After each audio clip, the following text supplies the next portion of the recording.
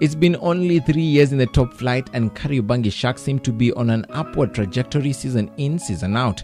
Sharks have been causing a few surprises in the league, and they seem to be spurred on with the more success they accomplish. They've so far won 2 trophies since acquiring league promotion, the FKF Shield, and most recently the SportPesa Cup against their Kenyan counterparts Bandari FC, to earn a date with Everton FC.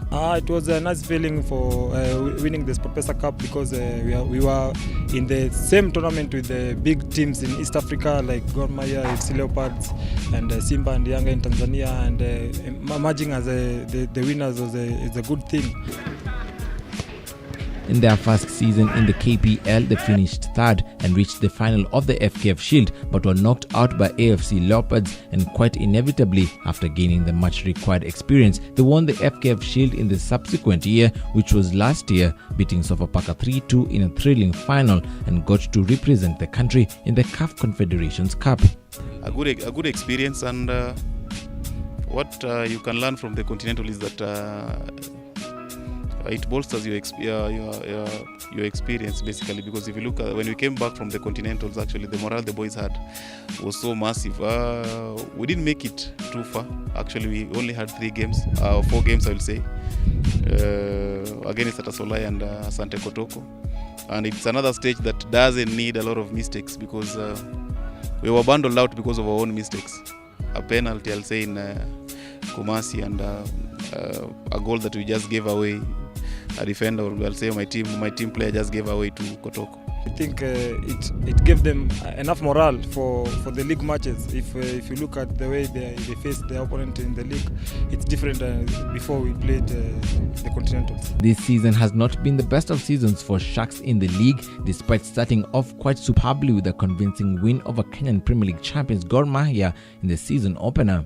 They've only managed 6 wins from a possible 15, with 7 draws and 2 losses against Bandari and Sofapaka, with their major undoing being scoring goals, having only netted 16 goals. I think I'm the least scoring team in the top 8, but I'm also the least conceding team in the top 8. But for Kariobangi Sharks, or for us to be in a better position, actually we need to score now an extra goal in every match that we are having. I think the problem we have is that we are doing a lot of matches, but we are working on it. We are looking forward to at least start scoring more than 2 or 1 goal in a match, and I think we'll take 3 points in every match we'll face.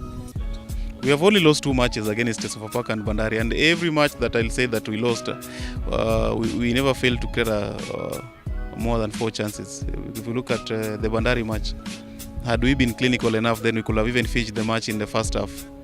A tough match it was. I would say that both sides they didn't play really good football like they normally do, but Bandari did utilize its 1 chance. At the heart of the unavoidable success within the club has been a strong set of principles and belief in the youth.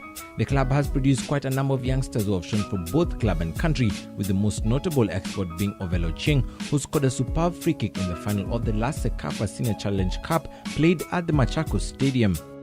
Others who are currently in the squad include Brian Bwire, Boniface Onyango, James Mazembe, midfield maestro Sven Yida, and Mercurial striker Sydney Lokale, who have been called up to the national under-23 squad. Erica Paito, the KPL 2018 Golden Boot winner, the most valuable player and the new player of the season last year, with the masterpiece being Eric Juma, their captain, who joined the club at a very tender age.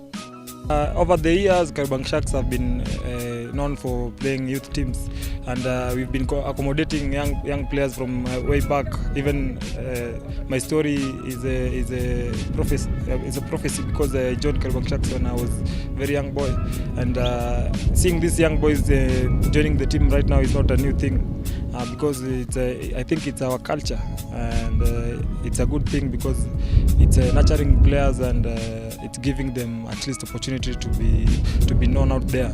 The passion, I'll say that the culture possesses of this team, the passion the owner of the team possesses, the culture of the team itself, Kariobangi Sharks, because it's a team that believes in the youth. It's a team that believes in making their own. Sharks naweza sema imenisaidia sana juu walinichukua kaniko shule, na after shule, kutoka shule nika sign KPL, ilikuwa last year but 1.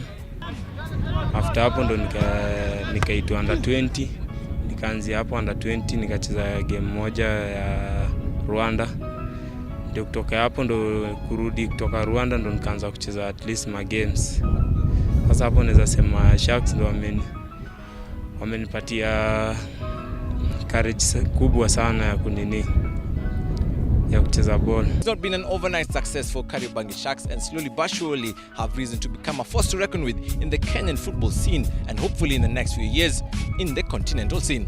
Elijah Ugo reporting for Bamba Sport, Camp Toyoyo grounds.